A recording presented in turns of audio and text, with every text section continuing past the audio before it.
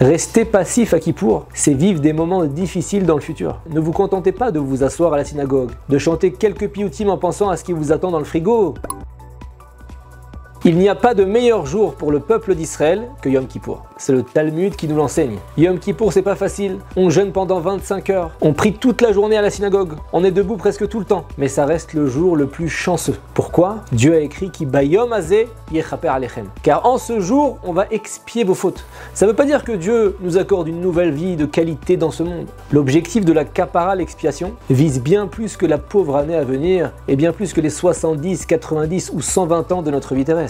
Le mot yechaper, expier, nettoyer, ça vient du mot kaf, la main, la paume de la main. Parce qu'à l'époque, pour éliminer la saleté, on utilisait la paume de la main et un peu d'eau. C'est ce que Dieu fait à Kippour. Il nettoie notre âme. Mais ça ne veut pas dire qu'il fait table rase du passé et qu'on va passer une bonne année sous prétexte que Kippour est passé. Il métamorphose notre âme et il n'y a rien de meilleur que ça. Pourquoi ?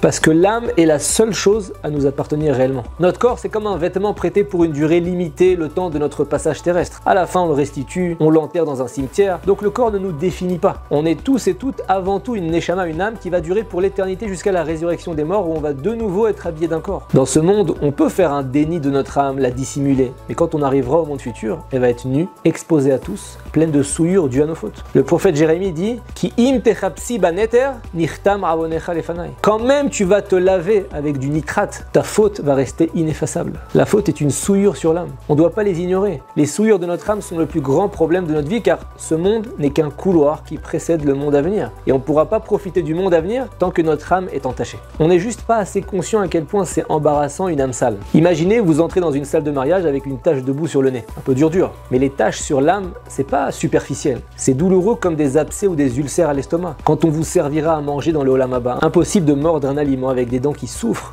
vous profiterez de rien. C'est une parabole. Dans le monde à venir, les délices vont être juste spirituelles, intellectuelles. Mais si on vous laissait entrer avec vos fautes, on souffrirait le martyre dans le monde futur. Ça veut dire que si on ne se prépare pas au monde futur avec une dentition spirituelle en bon état, un estomac spirituel sain, on va devoir passer par le Gehinam, l'enfer, avant de pouvoir revenir au monde futur. Mais tout ça, c'est logique. On sait bien que tout se paye. Il faut bien rectifier à un moment donné. La vie, c'est pas le dessin animé bisounours. Le Gehinam, c'est 1 million de fois plus grave et plus dur. Son objectif, c'est éliminer les souillures de nos fautes qui sont profondément infiltrés en nous comme des abcès. Donc pour ça, il faut opérer et les chirurgiens d'en haut n'ont aucun anesthésiant, mais à la fin de la terrible expérience, ça vaut le coup. On est débarrassé profondément de nos tâches, on est délivré. La faute, on doit la craindre bien plus que l'effondrement de la bourse, de la famine, ou de nos jours, on dirait bien plus qu'une panne internet. Le roi David, alors qu'il était poursuivi par ses ennemis pour le tuer, il a dit « J'ai surtout peur de mes fautes ». Sa conscience de la faute était permanente en prévision du monde futur. Il s'imaginait s'asseoir parmi les personnes vertueuses de ce monde, Avraham, Yitzhak, Yaakov. Le monde futur surpasse toutes les formes de bonheur de ce monde terrestre. Voilà pourquoi Yom Kippour est le jour le plus heureux de l'année. C'est la meilleure occasion pour nous défaire de nos fautes. C'est ce que Rabbi Akiva dit dans le Talmud. Ashrechem Israël, lifnemi atem etarim, ou mi metaer etrem, avichem sheba shamayim. Sois heureux, peuple d'Israël, devant qui tu vas te faire inspecter, te faire nettoyer? Devant ton Père dans le ciel. Et il n'y a pas de meilleure personne que l'expert en blanchiment de l'âme.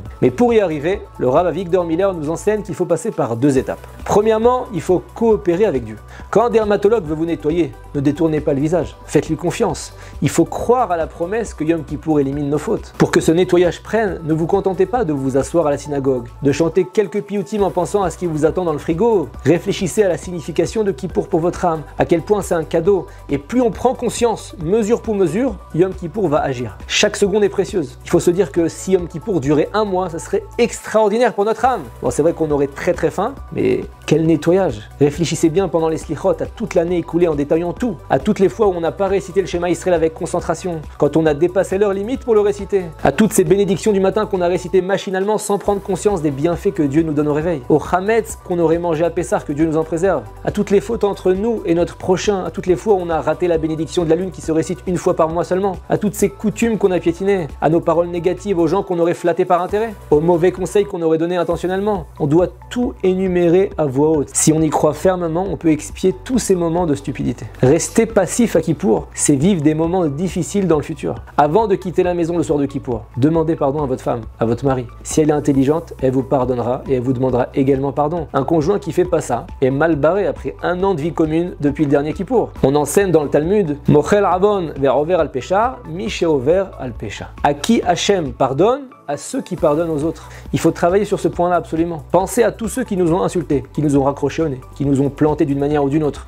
Et il faut dire, je pardonne à tout le monde entièrement. D'ailleurs, dites-le avec moi pendant que vous regardez cette vidéo. Je pardonne à tous ceux qui m'ont causé du tort. Ma femme, mon mari, mes voisins, mon patron, mes employés, mon banquier, tout le monde. Même si c'est douloureux, même si l'offense elle est dans mon esprit, je leur pardonne de tout mon cœur. Pourquoi? Je ne veux personne puni à cause de moi. Et si on fait ça, Hachem va orchestrer les choses de sorte à ce que les autres que vous avez offensés vous pardonnent aussi. Et deuxièmement, pour terminer, il faut décider de vivre en pleine conscience, d'apprécier ce que Dieu nous donne. Aujourd'hui, on réclame une nouvelle année de vie, une année pleine de santé. Mais Dieu aimerait savoir si on va enfin apprécier la vie qu'il nous donne une bonne fois pour toutes. Il nous offre des jours de vie et on les engloutit sans éprouver beaucoup de joie. Il pourrait être réticent à nous offrir d'autres cadeaux précieux. Regardez, on est aujourd'hui 4-5 jours après le début de l'année juive. Est-ce qu'on s'est déjà arrêté pour réfléchir au fait qu'on les a passés ces jours-là normalement en bonne santé? Non, on attend toujours plus. Hachem, si tu me donnes ça et encore ça, alors là je sourirai à la vie. On doit aborder Yom Kippour différemment. Comment Dieu ne va pas penser que c'est du gâchis de nous accorder de bons jours et de bonnes années si on ne le remercie pas déjà? Les Romains disaient Carpe diem, saisissez la journée. Nous on l'a saisi en remerciant Dieu. Vous vous êtes réveillés ce matin, vous faites partie des gens chanceux. Beaucoup de personnes ne se sont pas réveillées ce matin. Une femme a tenté ce matin de lever son mari, silence radio.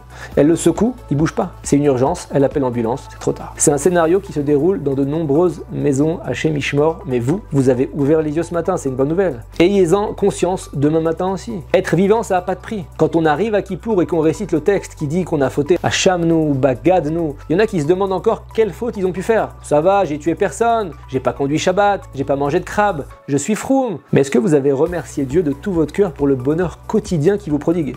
Est-ce que vous avez été content de la dernière bonne nuit de sommeil que vous avez passée? Est-ce que vous avez été content de ne pas avoir eu d'incendie dans votre maison, de ne pas avoir été agressé, de ne pas souffrir de diabète, d'avoir 2 narines et pas une seule? J'ai un ami qui ne respire que d'une narine. Pour bien exploiter Kippour et en faire le jour le plus heureux du calendrier comme c'est la promesse de Dieu, pour en sortir purifié, on doit réfléchir à la puissance de ce jour, en quoi il nettoie notre âme, coopérer avec Dieu tout au long du jeûne et décider enfin d'apprécier la vie qu'il nous offre.